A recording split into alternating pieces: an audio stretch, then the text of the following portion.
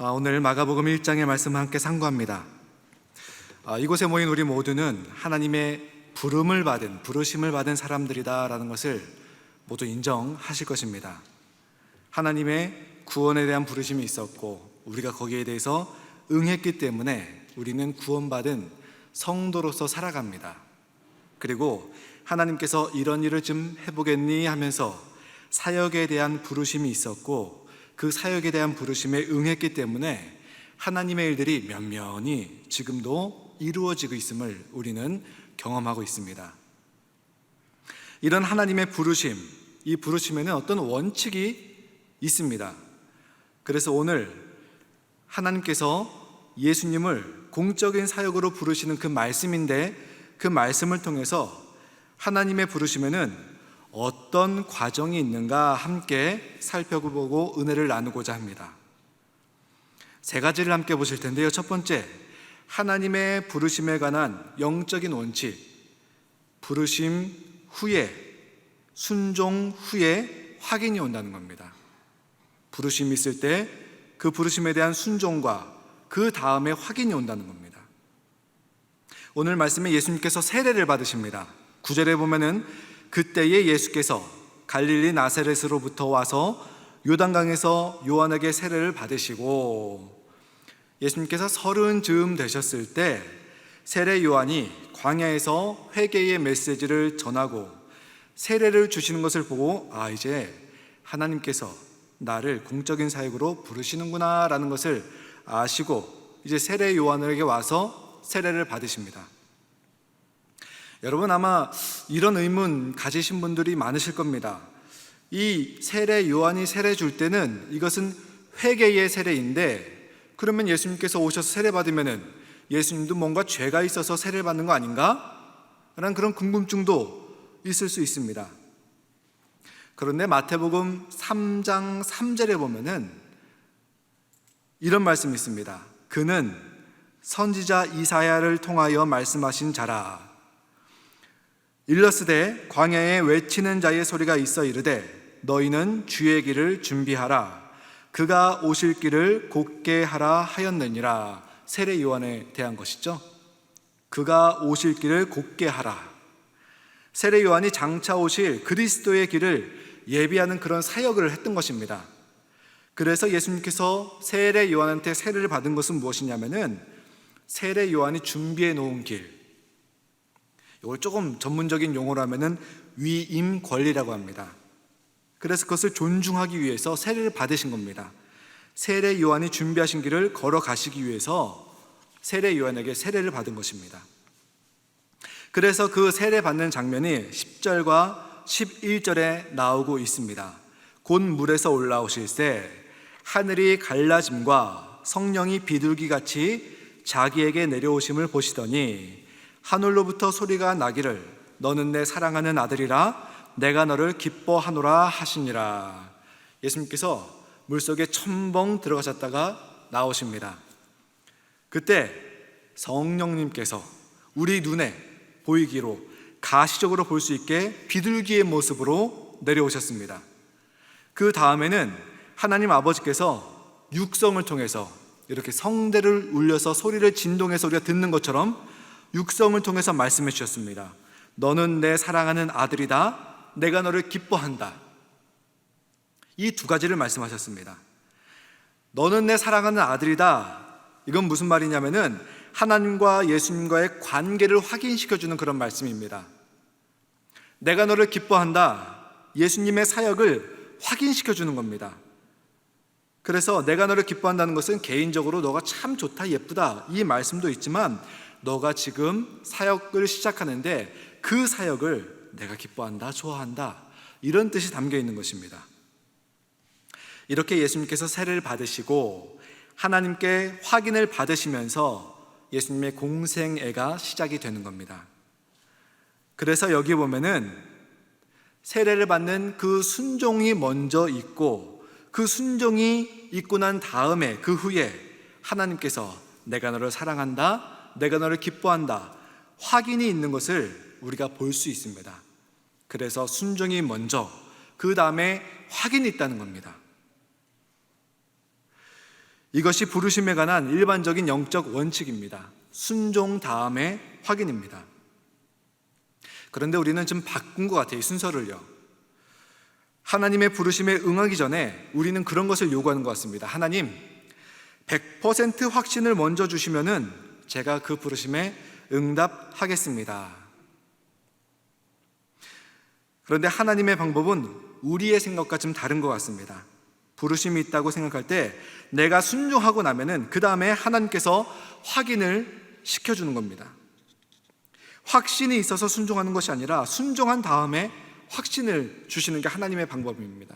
근데 우리는 하나님 저한테 사인을 주시면은, 신호를 주시면은, 뭔가 증거를 주시면은 제가 하나님의 뜻인 줄 알고 거기에 뛰어들겠습니다. 하지만 하나님께서 우리를 부르실 때에는 먼저 순종함을 요구하십니다. 그래서 해야 될 사역 같은 것이 자꾸만 눈에 띄게 됩니다. 하고 싶고 할 수 있을 것 같다는 생각이 자꾸만 들게 됩니다. 그런데 많은 경우 나의 자질이나 나의 환경이나 여건을 보면은 그거 할 수 없을 것 같습니다. 할 것 같지도 않습니다. 그래서 우리는 주저하죠. 이거 정말 하나님께서 나를 부르시는 건가? 이게 하나님께서 내게 맡겨주신 그런 사역일까? 처음에는 될 것 같고 할 수 있을 것 같다가도 생각해 보면은 과연? 이런 생각이 들면서 한 발 물러서게 되는 우리의 모습이 있지 않습니까? 그래서 우리가 확신을 구하는 것 같습니다. 확신을 주시면 그 다음에 순종을 하겠습니다. 그런데 하나님의 방법은 이게 아니라는 겁니다. 순종이 있은 다음에 확신이 있다는 겁니다. 그래서 어떤 확실한 확신이 오기를 기다리지 말고 내가 보기에 이거 하나님이 주시는 어떤 부르심 같다, 하나님이 맡겨주시는 사역 같다, 그리고 내 안에서 내 동기를 살펴볼 때에 내가 하나님께 영광을 좀 돌리고 싶다라는 동기가 있고, 또 내 신앙의 수준으로 볼 때 이것이 하나님의 뜻이 분명하다라고 생각되면은 뛰어드시기 바랍니다. 투신하시기 바랍니다. 그래서 하나님의 부르심이 있을 때 거기에 투신한다면은, 순종한다면은 그 다음에 하나님께서 확인을 시켜주십니다. 우리가 하나님의 뜻을 100% 아는 거 정말 쉽지 않습니다. 가끔 가다가 인생의 중요한 결정을 앞뒀을 때 이것이 100% 하나님의 뜻이다, 이런 경우가 없다고는 못하겠습니다. 하지만 우리가 아직 우리 영성이 개발되지 않은 상태에서는 항상 하나님의 뜻을 100% 확신을 할 수 없습니다. 그렇기 때문에 이것이 하나님의 뜻이라는 것이 내 영적 수준에서 확실한 것 같다, 그리고 내 동기를 살펴봤을 때 순수하게 내가 이 사역을 통해서, 이 부르심을 통해서 하나님께 영광을 돌리고 싶다, 이게 하나님의 뜻이다, 그렇다면 뛰어드시기 바랍니다. 그 다음에 하나님께서 확인시켜 주십니다. 그런데 만약에 내가 그렇게 뛰어들었는데 이게 하나님의 뜻이 아니면 어떡하지? 괜찮습니다. 왜냐하면 하나님께서는 결과를 보지 않으시고 우리의 동기를 보시기 때문에 내가 정말 주님께 영광을 돌리겠다는 이 동기로 시작을 했다면은, 또 내 믿음 수준에서는 최대한도로 하나님의 뜻을 찾아서 결정하였다면은, 이것이 하나님이 원하시는 완전한 뜻에 좀 어긋난다 할지라도, 비껴간다 할지라도 하나님께서는 모든 것에 합력하여 선을 이루어 주실 것을 우리는 믿습니다.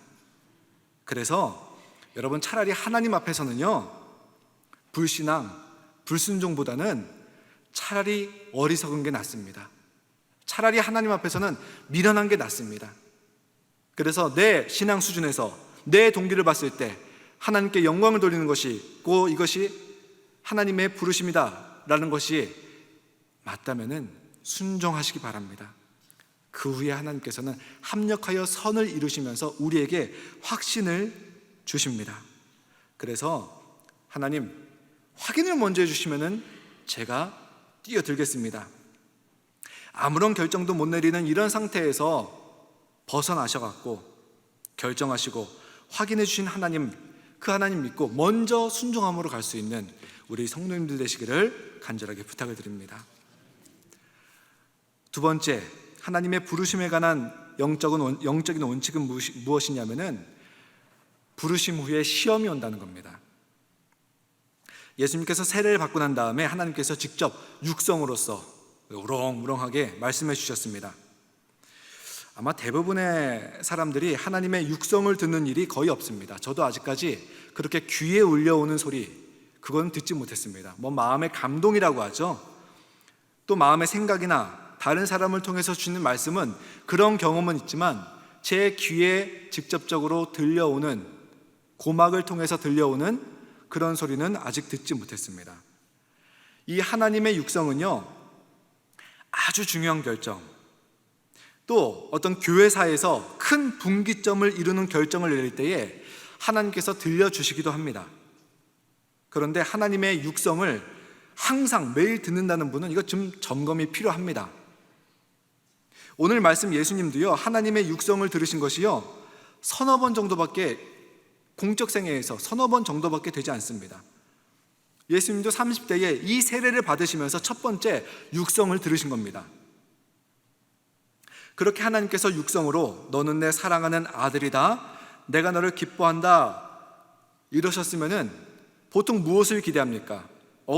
하나님이 나를 사랑한다, 아들이다 칭하고 내가 사역을 시작하는데 그 사역에 기뻐한다 라고 말씀하시면은 보통은 너 하고 싶은 건 마음껏 해봐, 내가 뒤에서 다 밀어줄게, 이거 생각하지 않을까요? 이렇게 사역이 보장되고 탄탄대로 기대하지 않을까요? 근데 아니라는 겁니다. 이런 하나님의 확인이 있은 다음에 무엇이 기다리고 있냐면은 12절과 13절을 보면은 성령이 곧 예수를 광야로 몰아내신지라 광야에서 40일을 계시면서 사탄에게 시험을 받으시며 들짐승과 함께 계시니 천사들이 수종들더라. 시험이었다는 겁니다. 성령이 예수를 광야로 내보내서 시험 받도록 하셨습니다. 항상 그런 것은 아니지만 부르심 후에는 일반적인 영적 원칙으로 시험이 찾아오게 되어 있습니다. 이것이 흔한 것입니다. 이유가 무엇이냐? 하나님께서 우리를 부르실 때에는 분명히 목적이 있으시죠. 첫 번째는 구원이라는 목적이 있고, 두 번째는 하나님의 사역을 맡기시려고 하는 그런 목적이 있습니다. 그 목적을 우리가 잘 감당하기 위해서 우리의 믿음의 기초를 한번 흔들어 놓으시는 겁니다. 흔들어서 또는 정지 작업을 하셔갖고 우리 믿음을 단단하게 만드시는 것이 하나님의 목적이 있는 것입니다. 그래서 우리가 하나님의 부르심에 응답하고 난 다음에는 어떤 때에는 정말 잡다한 사고들이 일어나는 것을 볼 수가 있습니다. 어떤 분은 그 부름에 응할 수 없게 관계에 문제가 생기기도 합니다. 또 어떤 분들은 들어보니까 괜히 이상한 잡다한 사고, 어떤 분은 자동차 접촉사고가 나는 그런 경우도 볼 수 있고요. 어떤 분은 갑자기 일하는데 이유 없이 떨린다라는 분도 있고요. 어떤 분은 사이가 좋은 부부관계에서 갑자기 사소한 일로 싸움이 일어나갖고 그 부르심에 응답할 수 없게 하는 그런 경우도 있는 경우도 많이 들어봤습니다. 그래서 하나님의 부르심에 응한 다음에 그 다음에 응할 수 없게 만드는 그런 사건들이 벌어지는 경우가 있습니다. 우리가 이때 알아야 될 것은 무엇이냐면은 하나님께서 나를 불러주시는 것이 틀림없구나, 확신이 있어야 됩니다. 그리고 기뻐해야 됩니다. 이렇게 잡다한 일들이 방해를 하는 것을 보니까, 악한 영이 방해를 하는 것을 보니까 내가 올바른 결정을 내렸구나, 나의 부르심이 진짜구나 확인하셔야 됩니다. 그런데 어떤 분들은 교회에 나오기 시작하고 예수 믿기로 한 다음에 이런 잡다한 사고들이 생기다 보니까, 이런 시험들이 생기다 보니까 주저앉는 경우도 있습니다. 또 어떤 사역에 대한 부르심에 대해서 응했는데, 순종했는데 그 다음에 잡다한 일들이 생기다 보니까 하지 못하겠나 하면서 그 사역을 놓아버리는 그런 경우도 있습니다. 특별히 다른 종교를 믿었다든지 점을 치거나 사주 보는 것을 좋아하셨던 분들은 보통 예수 믿고 난 다음에 아주 사소한 사고들이 참 많다고 합니다. 그래서 어떤 분들은 종교를 바꿔서 그런 모양이다 하면서 다시 돌아가는, 교회 다니는 것을 포기하는 분들 계십니다. 세상에 그처럼 바보스러운 짓이 어디 있겠습니까? 내가 예수 믿기로 한 다음에, 내가 사역을 감당하기로 한 다음에 그런 일이 생기면은 예수 믿는 것이 무언가 있구나. 내가 사역을 감당하는 것이 뭐가 있구나. 이 생각을 해야죠. 그것을 다시 돌아간다면 어떻게 하겠습니까? 평안도 기쁨도 주지 못하고 마음에 안 들면은 재앙이나 내리는 그런 악한 영 밑으로 다시 돌아가서 일생을 그 밑에서 노예처럼 안절부절 못하면서 계속해서 생활을 하겠다는 겁니까? 그럴 수 없죠. 이러한 시험은 우리가 예수님을 영접할 때만 생기는 것이 아닙니다. 주님의 사역을 부르심이 있을 때, 거기에 응할 때도 생기게 됩니다. 그래서 그런 잡다한 사고들, 그 부르심이 있을 때 잡다한 사고들이 있을 때 이거 뭔가 일이 일어난 것을 보니까 이것이 하나님께 영광 돌리는 일이구나 라고 확신하시고 확인하셔서 힘내시며 그 부르심을 인내로서 견딜 수 있는 우리 성도님들 되시기를 예수님의 이름으로 축원합니다. 세 번째, 하나님의 부르심이 있는데 거기에 내가 응답할 때, 거기에는 영적인 원칙, 광야에서 하나님의 역사가 왕성하게 일어난다는 겁니다. 오늘 마가복음 1장이 바로 마가복음의 서론에 해당되는데, 이 마가복음 1장 13절까지 꿰뚫는 주제가 하나 있습니다. 그게 뭐냐면 광야입니다. 세례 요한이 나타나서 회개의 메시지를 전하는 곳, 세례를 주는 곳이 바로 광야입니다. 예수님께서 세례 받으시고 하나님의 음성을 듣는 것도 광야입니다. 또 천사들이 시험받는 예수님께 시중 두는 곳은 어디냐면은 바로 광야입니다. 지금 광야에서 하나님의 역사가 왕성하게 일어나고 있습니다.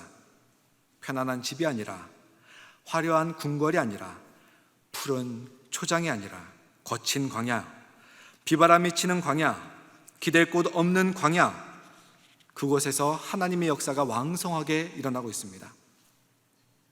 이스라엘 역사를 봐도 하나님의 역사가 가장 활발하게 크게 일어났던 곳이 어디냐면은 이스라엘 백성들이 광야 생활을 할 때였습니다. 대략 기원전 예수님 오시기 1500년 전에 이스라엘 백성이 모세를 통해서 출애굽을 하면서 광야 생활을 시작했습니다.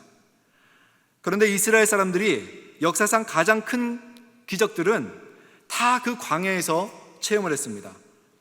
시작부터 홍해가 갈라지는 체험을 했습니다. 양식이 떨어지니까 만나라는 것이 내려와서 식량 문제가 해결됐습니다. 목이 타들어가는 갈증 가운데 바위가 터져서 생수가 솟아나왔습니다. 어디로 가야 될지 모를 때 낮에는 구름 기둥, 밤에는 불 기둥으로 인도해 주시는 그런 체험을 광야에서 했습니다. 이스라엘 사람들이 가장 큰 하나님의 능력, 임재는 광야였습니다. 그래서 이스라엘 사람들이 출애굽을 끝내고 가나안에 정착해서 잘 살게 된 그 다음에도요, 언제를 가장 그리워했냐면은 바로 이 광야 생활을 그리워했습니다. 그래서 이 사람들이 광야 생활을 기억하면서 멀쩡한 집 놔두고 밖에 나와서 초막, 우리말로 말하면 텐트죠. 텐트를 치면서 광야 생활을 기억하면서 기념하기도 했고요. 하나님께서 광야에서 보여주신 능력을 왜 안 보여주시냐, 그런 기도도 참 많이 했습니다. 그래서 광야 생활을 기억하면서 그리워했습니다. 왜냐? 하나님의 능력, 하나님의 역사가 광야에서 가장 왕성하게 일어났기 때문입니다. 오늘 남지역 헌신예배인데요, 이 마가복음 1장 9절부터 13절, 특별히 광야 부분을 생각하면서 묵상하면서 남지역 헌신예배를 준비했습니다. 남지역을 이렇게 신방하면서 또 다니면서 가장 많이 느꼈던 건 뭐냐면은 참 멀다였습니다. 남지역 우리 성도님들이 사시는 곳이 어디냐면은 김포, 일산, 파주, 부천, 인천, 양평, 서울 내에서도 저 먼 강남, 그곳입니다. 신방을 오가면서 생각했던 건 뭐냐면은 참 멀다. 그 다음에 교회 오는 길이 광야길 같다 라는 그런 생각을 하게 됐습니다. 밀릴 때는 참 많이 밀리고요, 추울 때는 또 참 춥고, 더울 때는 참 덥고요. 저는 제 자동차라도 있으니까 왔다 갔다 편하게 하는데 대중교통을 타고 오시는 그런 분도 계십니다. 얼마나 힘들까. 비 오고 눈 올 때는 얼마나 또 스스로 운전하시는 분들도 얼마나 어려울까. 그런데 여러분, 이 먼 길, 광야 같은 길도 왔다 갔다 하면서 그 가운데 광야 같은 길에서 하나님의 능력과 하나님의 임재하심을 체험할 수 있는 우리 남지역 성도님들, 더 나아가서 우리 종교교회 성도님들의 그런 삶이 되시기를, 인생 되시기를 간절하게 축원합니다. 그래서 우리 삶 가운데 하나님의 임재하심과 하나님의 역사 언제 가장 왕성하게 나타나느냐? 가장 힘든 그 광야 같은 길을 내가 오고 갈 때 하나님의 능력을 체험했습니다 라는 것이 영적인 원리라는 것입니다. 우리 인생이 편할 때가 아닙니다. 우리 인생에서 모든 것이 잘 되어갈 때가 아닙니다. 내 삶 가운데 광야 같은 그런 길을 걸어갈 때 하나님의 역사가, 하나님의 임재가, 능력이 가장 크게 나타난다는 것입니다. 광야를 헤매는 나그네처럼 외로울 때, 비바람 몰아치는 광야처럼 문제가 닥치고 끝나는가 하면은 다시 또 닥치고 또 닥치고,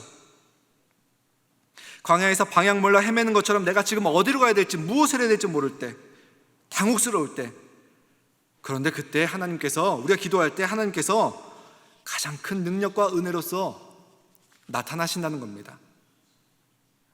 많은 분들이 신약 성경에는, 또 구약 성경에도, 성경에는 기적의 사건이 있고 사도행전에 보면 강력한 그런 역사들이 일어나고 있는데 왜 지금 우리 주변에서 또 내 인생에서 찾아볼 수 없느냐? 물음표를 던집니다. 왜냐?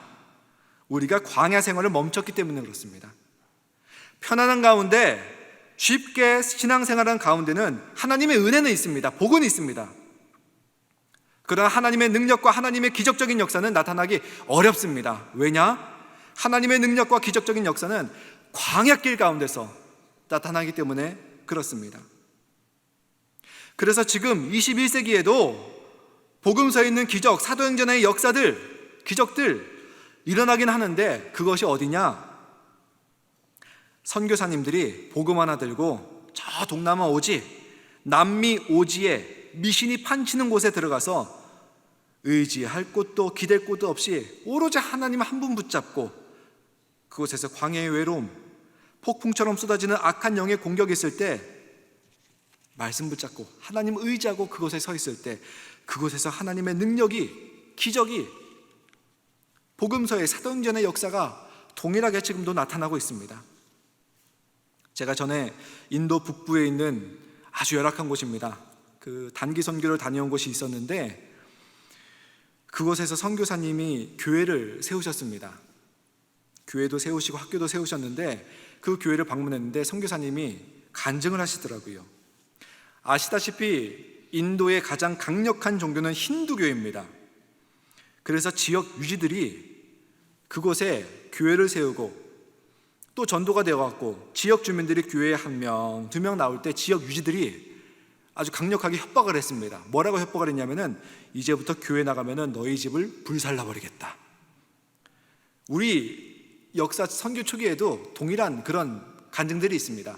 지역 유지들이 뭐 무섭다고 하여튼 교회만 나가면은 집을 불살라버리겠다고 그런 협박들이 선교지에서는 그렇게 있는 것 같습니다.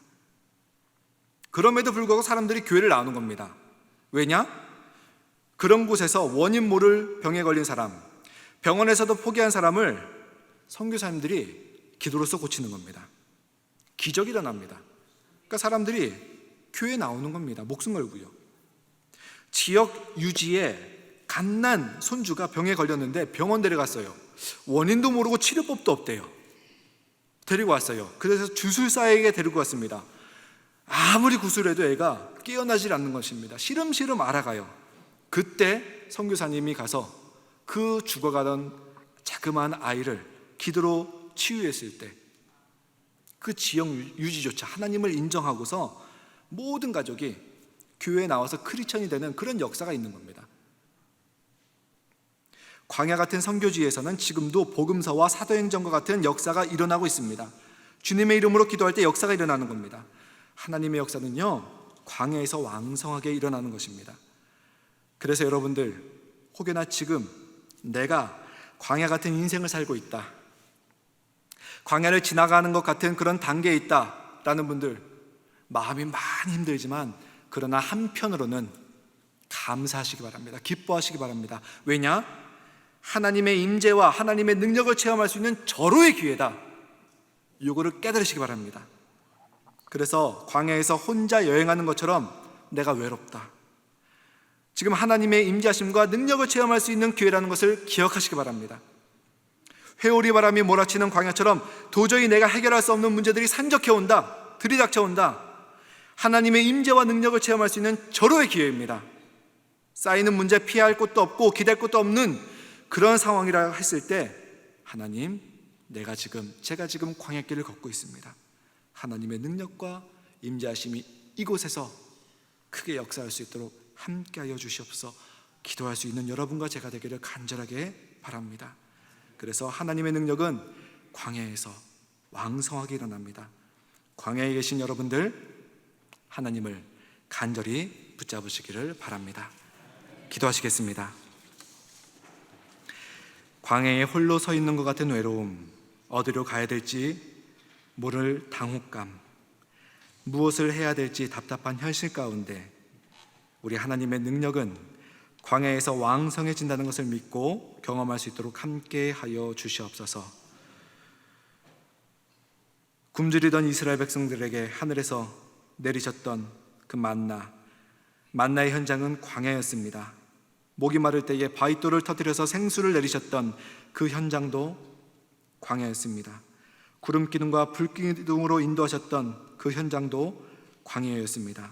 하나님의 능력, 하나님의 임재, 하나님의 은혜를 체험할 수 있는 우리의 인생길 될 수 있도록 함께하여 주시옵소서. 예수 그리스도 이름으로 기도드리옵나이다. 아멘.